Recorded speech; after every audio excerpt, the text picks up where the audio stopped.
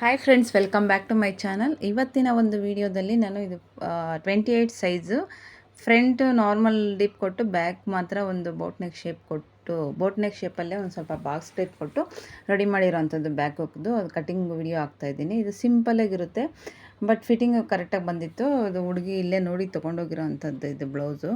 ಈಗ ಲೆಂತ್ ಹಾಕ್ಕೊತಾ ಇದ್ದೀನಿ. ಫಸ್ಟ್ ಲೆಂತ್ ಬಂದು ಒಂದು 13 ಇದ್ದಿದ್ದರಿಂದ ಅದಕ್ಕೆ ಹಾಕ್ಕೊಂಡು ಮಾರ್ಕ್ ಹಾಕ್ಕೊತಾ ಇರೋವಂಥದ್ದು. ಮತ್ತು ಶೋಲ್ಡ್ರು ನಾವೇನು ತೊಗೊಂಡಿರ್ತೀವಲ್ವ ಆ ಶೋಲ್ಡ್ರನ್ನ ನಾನು ಇದು ಡಿವೈಡೆಡ್ ಮಾಡಿಕೊಂಡು 3ಗೆ ಪಾಯಿಂಟ್ ಮಾಡ್ಕೊತಾ ಇದ್ದೀನಿ. ಇದು 28 ಆಗಿರೋದ್ರಿಂದ ಸೈಜು ಸ್ವಲ್ಪ ಚಿಕ್ಕದು ಬರುತ್ತೆ. ನಾರ್ಮಲಾಗಿ ನಿಮಗೆಲ್ಲ ಗೊತ್ತಿರೋ ಅಂಥದ್ದೇನೆ.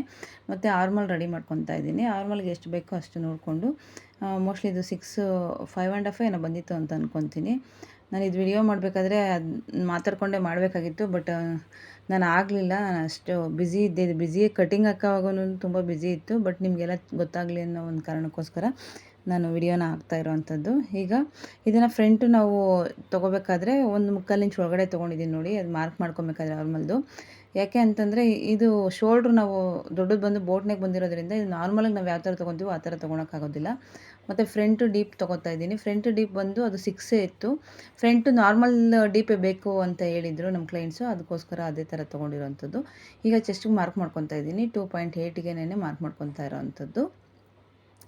ಈಗ ಇದು ಪ್ರಿನ್ಸ್ ಕಟ್ಗೆ ಶೇಪ್ ಹಾಕ್ಕೊಂಡಿದ್ದಾಯಿತು.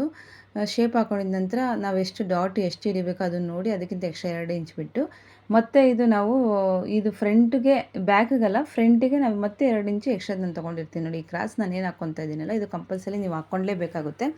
ಆ ಥರ ಹಾಕ್ಕೊಂಡಾಗ ಏನಾಗುತ್ತೆ ಅಂದರೆ ಸಾಲ್ಟೇಜು ಆಗೋಲ್ಲ.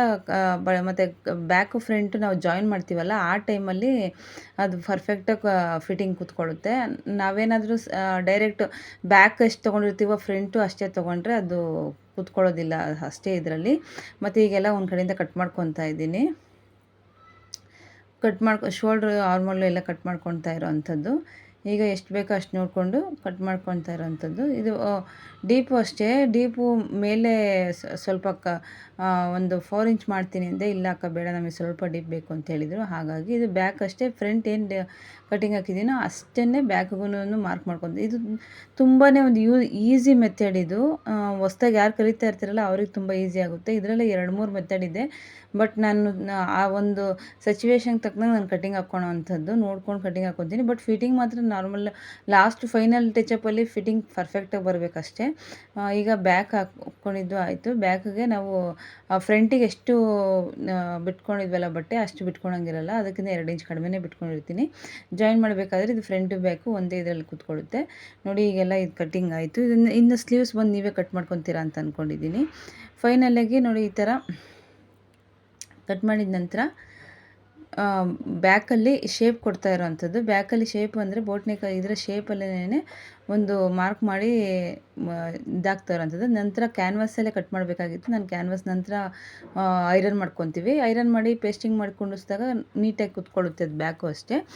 ಬ್ಯಾಕ್ದೇನು ಪ್ರಾಬ್ಲಮ್ ಇರೋಲ್ಲ. ಈ ಥರನೂ ಮಾಡ್ಕೊಬೋದು, ಇಲ್ಲ ಸಪ್ರೇಟ್ ಕ್ಯಾನ್ವಾಸ್ ಮಾಡಿ ನಂತರ ಐರನ್ ಮಾಡಿ ಪೈಪಿಂಗ್ ಕೊಟ್ಟು ಕುಂಡಿಸ್ಕೊಂಡ್ರೂ ಓಕೆ. ಇದೂ ಸಹ ಚೆನ್ನಾಗೇ ಬರುತ್ತೆ. ಎರಡೂ ಸಹ ಚೆನ್ನಾಗಿ ಬರುತ್ತೆ.